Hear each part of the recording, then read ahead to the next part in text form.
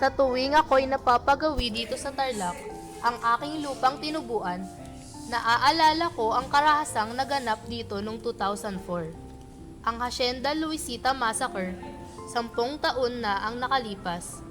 Ipinaglaban ng mga mamamayan na ang lupaing iyon ay magamit sa ikabubuhay at maipamahagi sa kanila. Sa unti-unti kong pagmamasid sa kapaligiran dito, kay raming konsepto ang pumasok sa aking isipan kung bakit nangyari ang krimeng iyon. Ngunit isa lamang ang malinaw na tumatak sa aking isipan. Ito ang batang si Noli. 9 na taon na ang nakalilipas. Maaga nagising ang mga magulang ni Noli. Pupunta pa ang kanyang mga magulang upang samahan ang kanyang mga lolo sa pag-ani. Panahon na naman na anihan. Malapit na makuha ng mga magulang ni Noli ang kanilang sahod. Maika, bantayan mo muna ang iyong kapatid at kami pupunta sa palayan upang tumulong sa inyong lolo. Babalik ang inay mamayang tanghalian upang makakain na kayo. Ang tagubilin ng kanyang itay sa kanyang nakakatandang kapatid. O sige po, inay, itay, mag-ingat po kayo. Pagpapaalam ni Maika sa kanyang mga magulang. O siya, aalis na kami at nang mas maaga kaming makawi. Oo nga pala, bibilhan ko kayo ng sorbetes. Ani ng nanay nila. Ang kanilang pamilya ay namumuhay ng payak at mapayapa. Si Maika ay 12 taong gulang pa lamang at si Noli naman ay 8 taong gulang pa lamang. Nakatira sila sa isang payak na kubo. Maya-maya pa'y nagising na si Noli mula sa kanyang mahibing na pagkatulog. Ate, nasaan si inay? Tanong ni Noli habang papungas-pungas pa. Nasa palayan. Teka, bakit ang aga mo yatang nagising? Di ba mamaya ka bang alas 9 gigising? Tugon ni Maika habang nagtitimpla ng kape. Umalis na ba sila? Nais kong tumulong. Saan yan na pala, ate? Wika ni Noli at tumabi sa kanyang kapatid na nakaupo sa kanilang upuang kawayan. Naku, ate!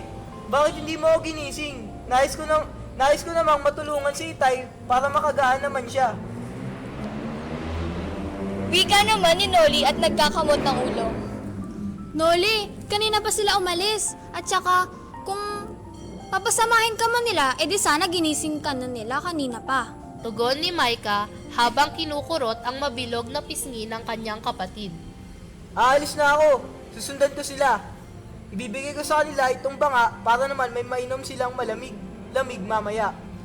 At saka, magpapabili pa pala ako ng sorbetes kay inay. Oo, tama! At kumaripas na ang takbo, at lumabas ito ng pinto. Noli! Saglit! Isusumo kita kay nanay. Noli! Habol ni Maika sa kanyang kapatid. Napatigil lamang siya nang may nakita siyang isang kumpol ng taong armado mula sa di kalayuang lugar. Ate! Ate! Wika ni Noli. Lumapit ito sa kanyang kapatid nang maramdamang hindi na siya nito sinundan. Noli, tara na! Pagod na ako. Wika ni Maika habang hinihingal. Tara na! Dali na!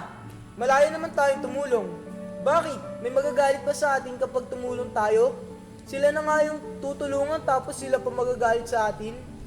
Tugon ni Noli na tila napapagod na rin. Noli, may nararamdaman akong kakaiba. Sa di kalayo ang lugar ay may natanaw akong mga dayo. May dala silang mga parang baril. Alanganing wika ni Maika. Baril! Gulat na tugon ni Noli. Maya-maya pa tumakbo pabalik si Noli sa kanilang bahay. Sinundan siya ng kanyang kapatid.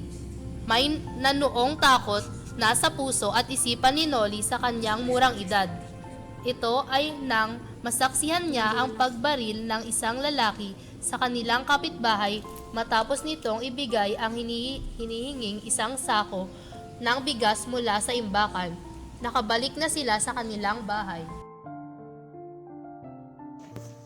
Kasi ate, kawawa naman si Inay at si Itay. Wika ni Noli habang humihikbi. Lingid sa kaalaman ni Noli, Alam na ni Micah ang lahat tungkol sa nangyayaring krimen sa kanilang kapitbahay. Nalaman niyang hindi pala sila permanenteng nakatira doon. Kahit na anong oras, maaari silang palayasin sa kanilang tinitirhan. Kaya naman, nangamba siya. Pinipilit lamang niyang magpakita ng kalmadong emosyon sa kapatid upang hindi na ito malito pa.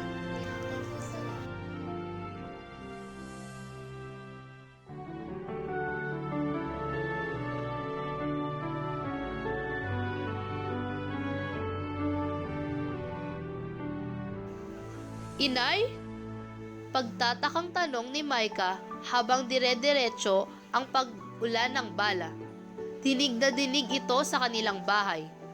Tumakbo siya patungo sa sugar mill na pinagtatrabahuhan ng kanyang mga magulang. Noli, dyan ka lang. Laking gulat niya nang makitang naghihingalo na ang kanyang ama at nakahandusay na ang kanilang ina at wala na itong hininga. Ngunit hindi pa man nakababangon, pak! Tumama ang itak sa kanyang kaliwang bega. Pagkatapos ng isang oras ay nakaramdam na siya ng kaba dahil hindi pa bumabalik ang kanyang ate at inay. Nagulat siya sa dinatdang senaryo. Putol-putol na bahagi ng katawan, ang sahig na tila pininturahan ng pula. Inay, itay, ate, bakit? Ang mga katagang iyan na lamang ang nabanggit niya nang nasaksihan niya ang nangyari. Maya-maya ay rumisponde ang mga plansya. Naroon na ang mga nasugatan, luhaan at bakas sa kanilang mga mata, ang kawalan ng pag-asa at ang takot na ito'y mangyari ulit. Para sa mga mata ng isang bata, ay simple lamang ang kahulugan ng kalayaan. Pero sa isang batang kagaya ni Noli, naging magulo ang lahat.